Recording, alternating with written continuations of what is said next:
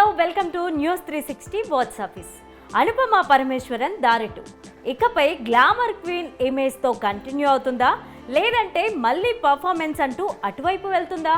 టిల్లుగాడు తీసుకొచ్చిన glamour image Anupama కెరీర్కు ఎంతవరకు use కానుంది? ఇకపై ఈ భామ ఎంచుకునే పాత్రలు ఎలా ఉండబోతున్నాయి?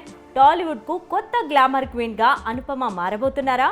ఇండస్ట్రీలో హోమ్లీ ఇమేజ్ రావాలంటే టైం పడుతుంది, కానీ గ్లామర్ క్వీన్ అనే ముద్ర రావాలంటే ఎంతసేపు? ఒక్క సినిమా చేసినంతసేపు. ఇన్నాళ్ళు హోమ్లీ బ్యూటీ నీడలో ఉండిపోయిన అనుపమ టిల్లు స్క్వేర్తో డోస్ పెంచేశారు. ఇప్పుడు చేయబోయే సినిమాలన్నీ గ్లామర్కి ప్రాధాన్యత ఇచ్చే క్యారెక్టర్స్ అని తెలుస్తోంది. మునుపటి సినిమా రౌడీ బాయ్స్ సినిమాలో కూడా లైట్ రొమాన్స్ ట్రై చేసిన టిల్లు మూవీకి మరింతగా రెచ్చిపోయి రొమాన్స్ చేసింది. ఇది చూసిన అనుపమ ఫ్యాన్స్ బాధకు గురయ్యారు. నెక్స్ట్ రాబోయే సినిమా ఒక పెద్ద హీరోతో ఉంటుందని సినీ వర్గాల్లో టాక్ నడుస్తోంది. అదే నిజమైతే అనుపమ పెద్ద హీరోల సరసన చేసే ఛాన్స్ కొట్టేస్తుంది.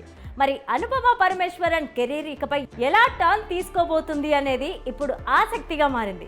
ఇప్పటి నుంచి గ్లామర్ రోల్స్ పై ఫోకస్ చేయాలని చూస్తున్నారు అనుపమ. అందుకే దర్శక నిర్మాతలు కూడా ఈమెను ఆ తరహా పాత్రలే డిజైన్ చేస్తున్నారనడంలో సందేహం లేదు.